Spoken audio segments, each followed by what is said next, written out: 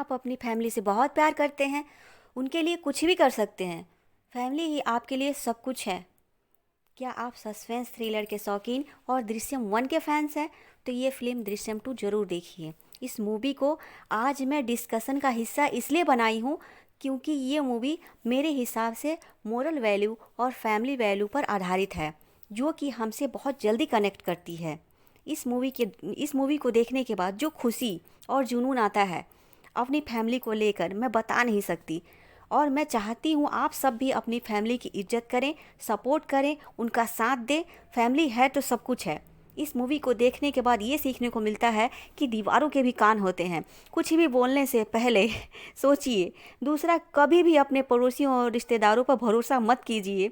एकदम से अपने मन की पूरी बात मत बताइए, सोच समझ कर बात कीजिए। आखिर सामने वाला आपकी बातें सुनकर या तो आपके पीठ पीछे आपका मजाक उड़ाएगा या अफसोस जताएगा, उफ आपके साथ बहुत गलत हुआ।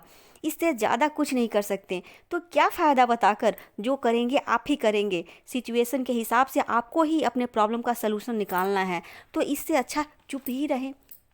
दिमाग शांत कर कर सोचें, जैसे अजय देवगन शांत रहकर काम करते हैं। और एक बात और सीखने को मिलती है इस मूवी से कि कभी भी गलत चीज़ें जीतती नहीं हैं, उसकी अंत में हार ही होती है।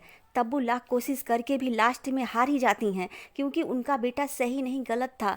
इसलिए बचपन से ही अपने बच्चों की गलतियों को देखें, उनको बढ़ावा ना दें। वो कहाँ जाते हैं, क्या करते हैं, किससे किसके साथ ज़्यादा टाइम बिताते हैं, जिससे कि कोई गलती ना कर पाएँ। अब थोड़ी बात इस मूवी के बारे में भी कर लेते हैं। मैं अपनी फैमिली के बिना जी नहीं सकता, उनके लिए कुछ भी कर सकता हूँ, फिर दुनिया मुझे मतलबी कहे या खुदगर्ज। दृश्यम 1 से लेकर दृश्यम 2 तक फिल्म का यही बात कहानी का मूल है।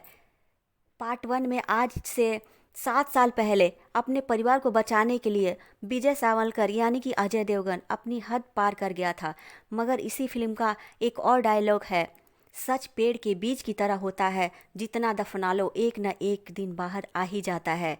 अब 7 साल बाद दृश्यम के पार्ट 2 में अतीत का काला सच सामने आ गया है। ऐसे में परिवार को बचाने के लिए दुनिया की नज़र में खुदगर्ज कहलाने वाला विजय क्या इस बार अपनी हदें तोड़ पाएगा? इसी राज के ताने बानों में गुथी है दृश्यम 2 की कहानी। पार्ट 1 की अपार सफलता के बाद फिल्म के पार्ट 2 का दर्शकों को बेसब्री से इंतजार था, और यह कहना गलत न होगा कि पार्ट 2 के रूप में भी यह फिल्म दर्शकों को टर्न और ट्विस्ट से भरी पूरी मिली है, और आपको ये देखकर लगेगा कि हाँ वाह क्या बात है। अब इस फिल्म की कहानी के बारे में थोड़े जान लेते हैं। पार्ट 2 इसी नाम की मलयालम थ्रिलर का रूपांतर है। कहानी वहीं से शुरू होती है जहां आज से 7 साल पहले विजय एक फावड़ा लेकर पुलिस स्टेशन से बाहर निकलता है, इस बात से अनजान कि उसके अपराध का कोई गवाह भी हो सकता है। हालांकि वह गवाह खुद कत्ल का अपराधी है और जेल जा चुका है। अब कहानी आती है आज के समय में। 7 साल बाद विजय ने अपने सपनों को पूरा कर लिया है। वो एक सिनेमा हॉल का मालिक बन गया है, अपनी लिखी कहानी पर फिल्म बनाने की तैयारी में है। उसकी बेटी अंजू ईशिता दत्ता अतीत की घटनाओं से अभी भी सदमे में आ जाती है और उसे मिर्गी के दौरे पड़ते हैं। छोटी बेटी अन्नू यानी मृणाल जाधव टीनेज में आ चुकी है। पत्नी नंदिनी यानी कि श्रेया सरन पड़ोस में आई जेनी यानी कि नेहा जोशी से अपना सुख दुख बांटती रहती है, इस बात से अनजान कि अतीत के काले साये ने उनका पीछा नहीं छोड़ा है। आर्थिक तौर पर विजय सावलकर भले समृद्ध हो गया है, मगर सामाजिक रूप से उसके बारे में तरह तरह की भ्रांतियां हैं कि क्या विजय ही वो अपराधी था जिसने मर्डर करके लाश गायब कर दी थी। तभी गोवा में नए आईजी तरुण अहलावत यानी कि अक्षय खन्ना का तबादला होता है। तरुण मीरा देशमुख यानी कि तब्बू का दोस्त है। मीरा अपने पति रजत कपूर के साथ लंदन में जा बसी है, मगर अपने बेटे की पुण्यतिथि पर वो गोवा आई है। उसके बेटे के कत्ल के जख्म ताज़ा हो गए हैं। वो किसी भी हाल में विजय से सच उगलवा कर उसे व उसके परिवार को जेल की सलाखों के पीछे डालना चाहती है। तरुण उसका साथ देता है और उनके हाथ कुछ ऐसे सबूत लगते हैं कि विजय और उसके परिवार का बचना असंभव सा हो जाता है। अब विजय क्या करेगा? क्या वो पिछली बार की तरह अपने परिवार को बचा पाएगा ये जानने के लिए आपको तो सिनेमा हॉल में जाना ही पड़ेगा और जाकर देखिए। इससे ज़्यादा मैं नहीं बताऊंगी, सस्पेंस को रखूंगी। और उसके बाद इसमें और क्या है, इस फिल्म के पार्ट 1 का निर्देशन दिवंगत निशिकांत कामत ने किया था। पार्ट 2 को बूंद जैसी राष्ट्रीय पुरस्कार विजेता निर्देशक अभिषेक पाठक ने निर्देशित किया है। अभिषेक ने कहानी को डेवलप करने में काफ़ी वक्त लगाया है।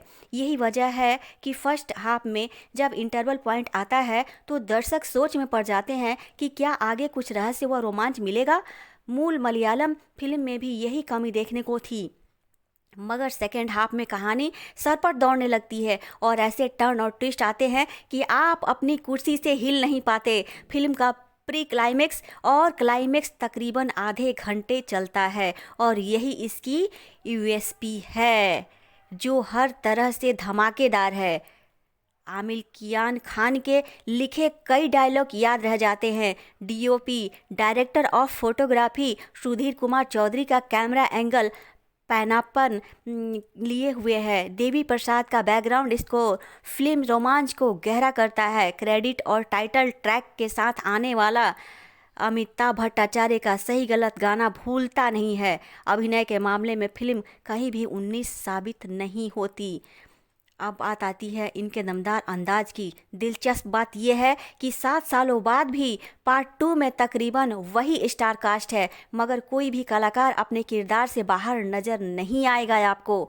अजय देवगन एक साधारण आदमी की असाधारण बनने की परिकल्पना पर खड़े उतरे हैं। उनका अभिनय एफर्टलेस लगता है। नए किरदार के रूप में अजय खन्ना का अभिनय फिल्म के लिए फ़ायदेमंद साबित होता है। इस तरह के खुर्राट पुलिस वाले की भूमिका उन पर काफ़ी सजती है। तब्बू अपनी भूमिका को दमदार अंदाज में निभा ले जाती हैं। इस बार श्रेया सरन को ज़्यादा और इशिता दत्ता को थोड़ा सा कम स्क्रीन स्पेस मिला है, मगर दोनों ने अपनी भूमिकाओं में जान डाली है। रजत कपूर हमेशा की तरह स्वाभाविक अभिनय शैली अपनाते हैं। लेखक की भूमिका में सौरव शुक्ला खूब जचते हैं। नेहा जोशी, मृणाल जाधव के अलावा इंस्पेक्टर गाय तोंडे इस बार भी अपने अभिनय और संवाद अदायगी के बलबूते पर कहानी में लाइट मोमेंट्स लाते हैं। इतना आपका कीमती समय देने के लिए धन्यवाद। और आप लास्ट में फिर मैं यही कहूँगी कि आप अपनी फैमिली का फुल सपोर्ट करें, उनका साथ दें, उनको बहुत अच्छा लगेगा और आप हमेशा उनके साथ रहें। धन्यवाद।